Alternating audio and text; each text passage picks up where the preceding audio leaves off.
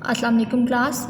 ये हमारा वीक 2 का काम उर्दू वीक का है। इस वीक में हम ये सारा काम करेंगे। सबसे पहले करेंगे मज़मून, इल्लामा इकबाल, अल्फाज मुतज़ाद, आसान से आका, अल्फाज मुतरादिफ, आसाइश से उस्ताद, लाहके आबाद से अन्नी, ज़रबुल इमसाल 1 से 5, नामुकम्मल फ़िक्रात 1 से 10, सबक नंबर 2 जुमला, उसका हम करेंगे सफ़ा नंबर 11 से 13।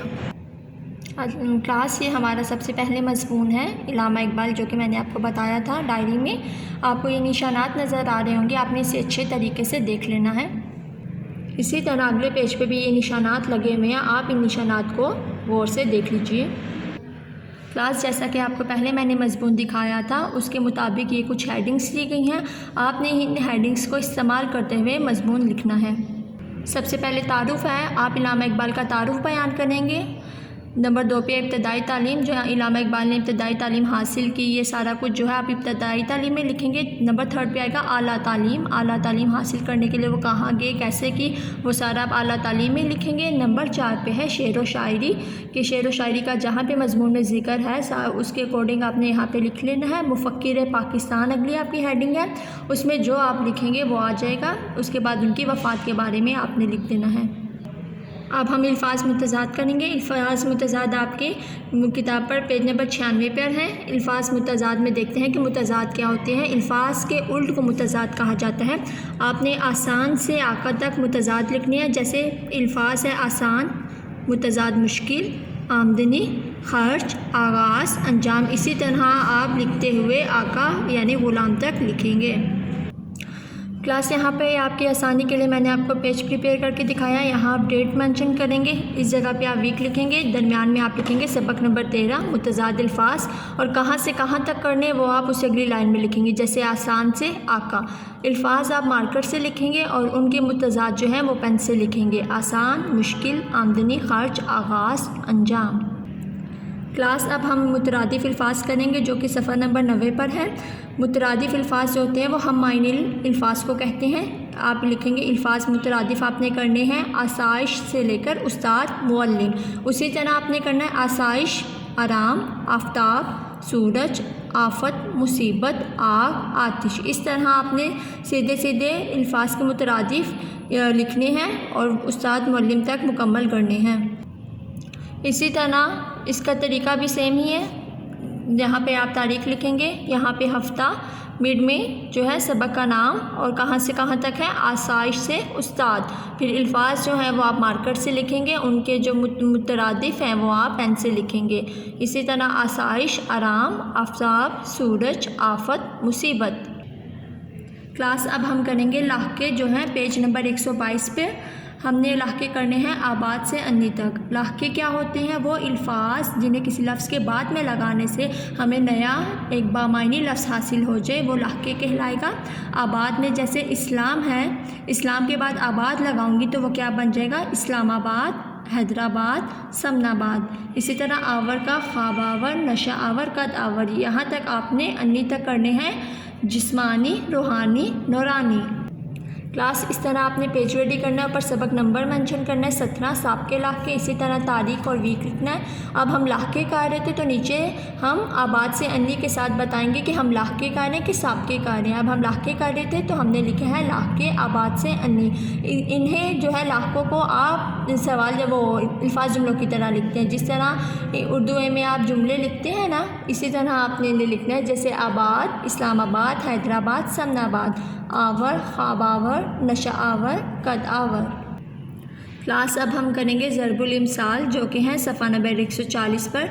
ज़रबुल मिसल क्या होते हैं? ज़रबुल मिसल या कहावत इस जुमले को कहते हैं जो बार बार के इस्तेमाल से ख़ास मायनों में मशहूर हो जाए। जैसे अंधों का में काना राजा, आसमान का थूका मुँह पर। हमने जो ज़रबुल इमसाल करने हैं वो 1 से 5 तक करने हैं। सबसे पहले है एक आसमान से गिरा खजूर में अटका। ये है ज़रबुल इमसाल। इसका मायने हम लिखेंगे एक मुसीबत से निकलते ही दूसरी मुसीबत में फंस जाना। नंबर 2 पे है आसमान का थूका मुँह पर। इसका मायने है बड़े लोगों की बेइज्जती करने से अपनी ही इज्जत जाती है। इस तरह आपने 5 कर लेने हैं और इन्हें अच्छे से याद भी करना है। क्लासेस का भी पेज मैंने रेडी करके आपको दिखा दिया। आप جتنے ضرب الامثال ہم نے کرنے جیسے 1 سے 5 تک کرنے ہیں تو وہ ہم مڈ میں لکھ دیں گے. ضرب المثال کا جو ضرب المثال ہے اسے ہم مارکر سے لکھیں گے اور ان کے معنی کو ہم پین سے لکھیں گے. اب ہم نمبر 143 پہ نامکمل جملے کریں گے.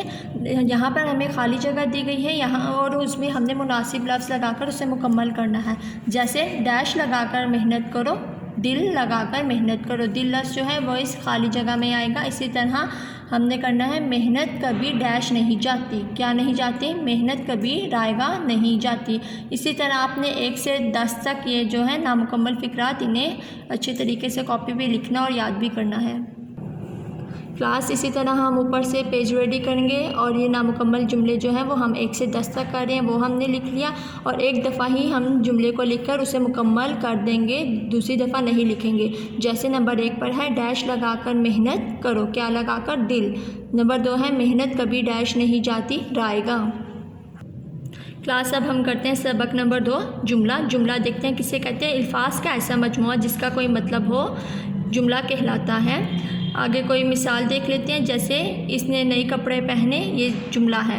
اسی طرح آگے جملوں کی قسمیں بتائی گئی ہیں کہ جملوں کی کتنی قسمیں ہوتی ہیں. جملے کی 3 قسمیں ہوتی ہیں: مثبت جملہ، منفی جملہ، سوالیہ جملہ. مثبت جملہ کیا ہوتا ہے؟ عام سادہ جملہ جس میں کسی کام کا کرنا یا ہونا پایا جائے مثبت جملہ کہلاتا ہے. جیسے میں اسکول سے آ رہا ہوں، یہ کیا جملہ ہو جائے گا؟ مثبت جملہ. اس کے بعد ہم دیکھتے ہیں منفی جملہ کیا ہوتا ہے.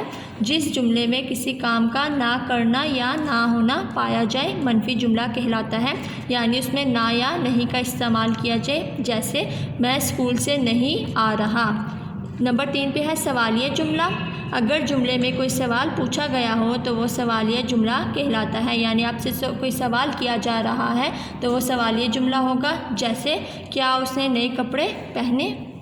کلاس اب ہم مشق کی طرف آتے ہیں. سب سے پہلے سوال نمبر 1 دیکھتے ہیں. مناسب اسم لگا کر جملوں کو مکمل کریں. اسم کیا ہوتا ہے؟ کسی بھی شخص، چیز یا جگہ کے نام کو اسم کہتے ہیں. نمبر 1 پہ دیکھتے ہیں ڈیش لاہور جا رہا تھا علی. نمبر 2 ڈیش ہم بہت اونچا پہاڑ ہے کوہ ہمالیہ.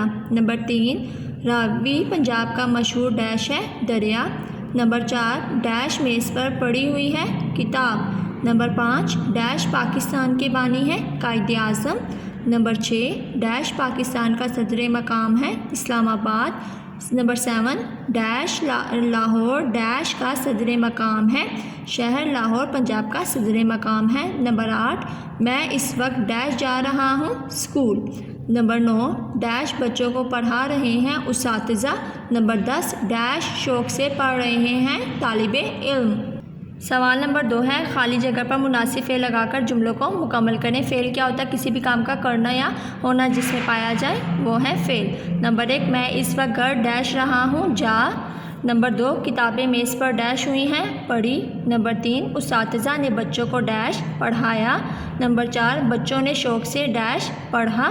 نمبر 5 ہمیشہ سچ بولو. نمبر 6 ہم نے کھانا کھایا. اسی طرح اگلے صفحے پر بھی اسے ہم نے حل کرنا ہے.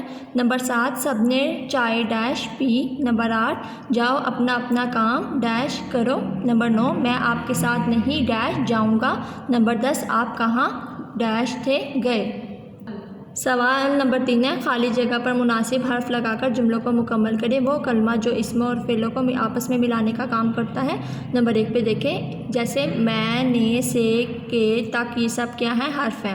نمبر 1 پہ دیکھیں اس نے خوبصورت لباس پہنا ہوا تھا. نمبر 2 اس وقت آپ کو کہاں جانا ہے. نمبر 3 میں آپ سے بات کرنا چاہتا ہوں. نمبر 4 ہم کل تک آئیں گے. نمبر 5 بچے گھر میں نہیں ہیں. نمبر 6 لڑکے سبھی محنتی ہیں. نمبر 7 امتحان میں کون اول آئی ہے. نمبر 8 اس نے مجھے کچھ نہیں بتایا. نمبر 9 ہمارا گھر آپ کے گھر سے قریب ہی ہے. نمبر 10 آپ کئی مہینوں سے ہمیں ملنے نہیں آئے. سوال نمبر 4 دیکھتے ہیں.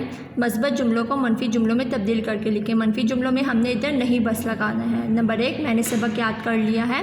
میں نے سبق نہیں یاد کیا ہے. نمبر 2 وہ امتحان میں اول آیا. وہ امتحان میں اول نہیں آیا. نمبر 3 سب نے نئے کپڑے پہنے ہوئے تھے. سب نے نئے کپڑے نہیں پہنے ہوئے تھے۔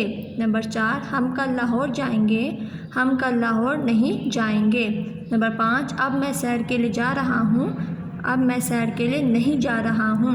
نمبر 6، بچے میدان میں کھیل رہے تھے، بچے میدان میں نہیں کھیل رہے تھے۔ نمبر 7، اب میں آپ کے ساتھ جاؤں گا، اب میں آپ کے ساتھ نہیں جاؤں گا۔ نمبر 8، میں تو مذاق کر رہا تھا، میں تو مذاق نہیں کر رہا تھا۔ کلاس یہ اگلے صفحے پہ آپ کے دو ہیں، آپ نے انہیں بھی مکمل کرنا ہے۔ آپ ناراض ہو گئے، آپ ناراض نہیں ہوئے۔ اسکول کے کمرے کھل چکے ہیں، اسکول کے کمرے نہیں کھلے۔ میں امید کرتی ہوں کلاس کہ آپ کو آج کا لیکچر اچھے سے سمجھ آ گیا ہوگا۔ جس طرح میں نے آپ کو سمجھایا آپ نے اسی طرح اسے اپنی نیٹ نوٹ بک پہ اچھے طریقے سے لکھنا ہے اور بہت اچھے طریقے سے اسے یاد بھی کرنا ہے اور ویڈنسڈے کے دن اسے اسکول میں آ کے سبمٹ کروانا ہے۔ اپنا بہت خیال رکھیے گا۔ اللہ حافظ۔